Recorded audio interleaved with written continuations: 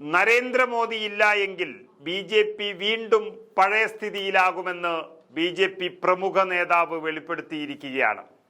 പല നേതാക്കളും ബി.ജെ.പിയുടെ തലപ്പത്ത് പണ്ട് മുതൽ തന്നെ ഉണ്ടായിരുന്നു. ഒന്നും ചെയ്യാൻ കഴിഞ്ഞിട്ടില്ല. അന്നും ഈ പറയുന്ന ആർ.എസ്.എസും ഉണ്ടായിരുന്നു.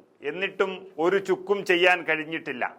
പക്ഷേ മോദി അധികാരത്തിൽ വന്നതിന് ശേഷവും ബി.ജെ.പിയുടെ നേതൃത്വം മോദിയുടെ കൈകളിൽ വന്നതിന് ശേഷവുമാണ് എല്ലാം വെട്ടിപ്പിടിച്ചത്. ഈ രാജ്യത്തിന്റെ ഭരണവും രാജ്യത്തെ അനേകം സംസ്ഥാനങ്ങളുടെ ഭരണവും അങ്ങനെയാണ് കിട്ടിയത്.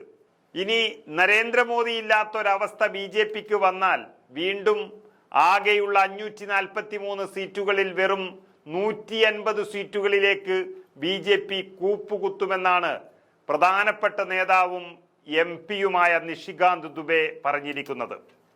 75 വയസ്സായി എന്ന് ഓർമ്മിപ്പിച്ചുകൊണ്ട് പരോക്ഷമായി ആർ.എസ്.എസ് മേധാവി മോഹൻ ഭഗവത് രാഷ്ട്രീയത്തിൽ വിരമിക്കൽ പ്രായം വേണമെന്നാവശ്യപ്പെട്ടത് നരേന്ദ്രമോദിയെ ലക്ഷ്യമിട്ടാണെന്ന കാര്യം വലിയ കോളിളക്കം സൃഷ്ടിച്ചതോടെയാണ് മോദി അനുകൂല ബി.ജെ.പി നേതാക്കൾ പണി തുടങ്ങിയിരിക്കുന്നത്.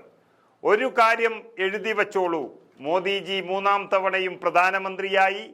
മോദിയല്ല നമ്മുടെ നേതാവെങ്കിൽ ബി.ജെ.പിക്ക് ലോക്സഭാ തെരഞ്ഞെടുപ്പിൽ 150 സീറ്റുകൾ പോലും നേടാനാകില്ല എന്നാണ് നിഷികാന്ത് ദുബെ എം.പിയിലൂടെ ആർ.എസ്.എസിനെ ഓർമ്മിപ്പിച്ചിരിക്കുന്നത്. ഇത് യഥാർത്ഥത്തിൽ മോദി ആർ.എസ്.എസ് യുദ്ധത്തിന്റെ ഒരു ആരംഭം കുറിക്കൽ തന്നെയാണ്. 2014 എതിരാളികളില്ലാത്ത തരത്തിൽ ഒറ്റയ്ക്ക് കേന്ദ്രത്തിൽ അധികാരത്തിലെത്തിയതോടെ നരേന്ദ്രമോദി ആർ.എസ്.എസിനെ മൈൻഡ് പോലും ചെയ്തിട്ടില്ല. തനിക്കിഷ്ടപ്പെട്ട മന്ത്രിമാരെ വച്ചു. ബി.ജെ.പി അധ്യക്ഷനായി തൻ്റെ സ്വന്തക്കാരനായ അമിത്ഷായെ വച്ചു. എൽ.കെ. അദ്വാനിയെ പോലെ ആർ.എസ്.എസുമായി ഏറ്റവും അടുത്ത കാരണവരെ വീട്ടിലിരുത്തിയതും മോദി തന്നെയാണ്. മാത്രമല്ല ആർ.എസ്.എസ് ആസ്ഥാനത്തേക്ക് 10 വർഷം നരേന്ദ്രമോദി തിരിഞ്ഞു പോലും നോക്കിയിട്ടില്ല.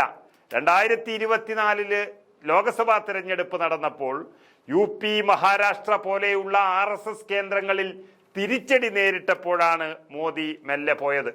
അതിനുശേഷം മോദിയെ മാറ്റി ആർ.എസ്.എസിന്റെ ഒരു അനുകൂല നേതാവിനെ പ്രധാനമന്ത്രിയാക്കാനുള്ള നീക്കം അവർ ആരംഭിച്ചിരിക്കുന്നു. എന്നാൽ ആ നീക്കം വേണ്ട എന്നും മോദി ഇല്ല എങ്കിൽ ഇവിടെ ബി.ജെ.പി വട്ടപൂജ്യമാണെന്നും ഓർമ്മപ്പെടുത്തിയിരിക്കുകയാണ് മോദി വിഭാഗം. ഒരു പരിധിവരെ ഇത് സത്യവുമാണ്. ആർ.എസ്.എസിന്റെ സംഘടനാ സംവിധാനം മാത്രം പോരെന്നും ഇവിടെ നരേന്ദ്രമോദി തന്നെ മുന്നിൽ നിൽക്കണമെന്നുമുള്ള സത്യം ആർ.എസ്.എസിനെ അറിയിച്ചതോടെ അതും സത്യമാണെന്നുള്ളൊരു കാര്യം അവർ തിരിച്ചറിയുകയാണ്. അതിനർത്ഥം ഇന്നല്ലെങ്കിൽ നാളെ ഒരു 5 വർഷത്തിനുള്ളിലെങ്കിലും ബി.ജെ.പിയുടെ തകർച്ച തുടങ്ങും എന്നുള്ള സത്യമാണ് ബി.ജെ.പിയും ആർ.എസ്.എസും തിരിച്ചറിയുന്നത്. മോദിക്ക് തുല്യമാകാൻ കഴിയുന്ന ഒരു നേതാവും ബി.ജെ.പിയിൽ ഇന്ന് ഇല്ല എന്നുള്ളത് യാഥാർത്ഥ്യമാണ്. മോദി ഉണ്ടാകുമ്പോൾ തന്നെ കേവല ഭൂരിപക്ഷം ഈ രാജ്യത്ത് ബി.ജെ.പിക്ക് ഇല്ല എങ്കിൽ ബി.ജെ.പി തന്നെ തകരുമെന്നതിൻ്റെ ഒരു സൂചനയാണ് ബി.ജെ.പിയുടെ എം.പി തന്നെ നൽകിയിരിക്കുന്നത്. ബി.ജെ.പിയുടെ മുൻ നേതാക്കളെ അപേക്ഷിച്ച് മോദി നേതൃത്വത്തിലെത്തിയതോടുകൂടി ബി.ജെ.പിയുടേത് അല്ലാതിരുന്ന ഒരു വോട്ട് ബാങ്ക് കൂടി ആ പാർട്ടിയിലേക്ക് എത്തി. പ്രത്യേകിച്ച് പാവപ്പെട്ടവർക്കിടയിൽ അദ്ദേഹത്തിലുള്ളൊരു വിശ്വാസം ബി.ജെ.പിക്ക് ഗുണം ചെയ്തു. ഇനി മോദി മാറുന്നതോടുകൂടി അതെല്ലാം തിരിച്ചു പോയേക്കാം എന്നൊരു സത്യമാണ് ബി.ജെ.പി നേതാവ് പറഞ്ഞിരിക്കുന്നത്. താൻ പറയുന്നത് ചിലർക്ക് ഇഷ്ടപ്പെട്ടേക്കാം, ഇല്ലായിരിക്കാം, പക്ഷേ ഇതൊരു യാഥാർത്ഥ്യമാണെന്നും അദ്ദേഹം വ്യക്തമാക്കുകയാണ്. അത് നരേന്ദ്രമോദിയെ തൊട്ടുകളിക്കണ്ട എന്ന ആർ.എസ്.എസിനുള്ള വ്യക്തമായ താക്കീതാണ്. ബി.ജെ.പിയുടെ വിജയത്തിന് പ്രധാനമന്ത്രി മോദിയുടെ നേതൃത്വം അത്യന്താപേക്ഷിതമാണെന്നും അതുകൊണ്ട് ഇനി വരുന്ന 2029 ലോക്സഭാ തെരഞ്ഞെടുപ്പിലും മോദിയുടെ നേതൃത്വത്തിൽ മത്സരിക്കേണ്ടത് ബി.ജെ.പിയെ നിർബന്ധിതമാക്കിയിരിക്കുകയാണ് എന്നൊരു സത്യം കൂടി വിളിച്ചു പറയുന്നു. ഒരു കാര്യം പറയാം, ബി.ജെ.പിക്ക് മോദിയെ ആവശ്യമുണ്ട്. ഒരു പാർട്ടി പ്രവർത്തകൻ എന്ന നിലയിൽ ഞങ്ങൾക്കും മോദിയുടെ നേതൃത്വം ആവശ്യമാണ്. അതിന് വയസ്സിന്റെ വേലി കെട്ടി അതിനെ മുടക്കാൻ നോക്കണ്ട എന്ന മുന്നറിയിപ്പ് ആർ.എസ്.എസിന് നൽകിയിരിക്കുകയാണ് ദുബെ.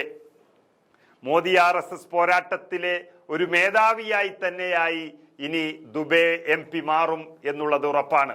ഏതായാലും ഒരു കാര്യം മോദി വിഭാഗം ഉറപ്പിച്ചിരിക്കുന്നു, നരേന്ദ്രമോദി അല്ലാതെ ബി.ജെ.പി ഭരണമുണ്ടാവില്ല എന്ന് ഈ രാജ്യത്തെ പഠിപ്പിക്കുക. നരേന്ദ്രമോദി ഇല്ലാതെ BJPക്ക് മുന്നോട്ടു പോകാനാകില്ല എന്ന് ഉറപ്പുവരുത്തുക. RSSന്റെ നീക്കം അങ്ങനെ തകർത്തെറിയുക. എന്നിട്ടും RSS മോദിയെ നീക്കാൻ തന്നെ തയ്യാറെടുത്താൽ സമ്പൂർണ്ണ തോൽവിയും ഉറപ്പിക്കുക എന്നതാണ്. അതാണ് മോദി വിഭാഗത്തിന്റെ ലക്ഷ്യം. എന്തു തന്നെയായാലും ഒരു സത്യം ഇതിലുണ്ട്. നരേന്ദ്രമോദി ഇല്ലാതെ BJP ഇന്നത്തെ നിലയിൽ ഉണ്ടാവില്ല. ഇന്നല്ലെങ്കിൽ നാളെ കൂടുതൽ താമസിയാതെ പ്രായാധിക്യം കൊണ്ട് നരേന്ദ്രമോദിക്ക് എല്ലാവരെയും പോലെ മാറി നിൽക്കേണ്ടി വരും. അന്ന് BJP MP തന്നെ പറഞ്ഞതുപോലെ 150 സീറ്റുകളിലേക്ക് തന്നെ BJP ചുരുങ്ങും.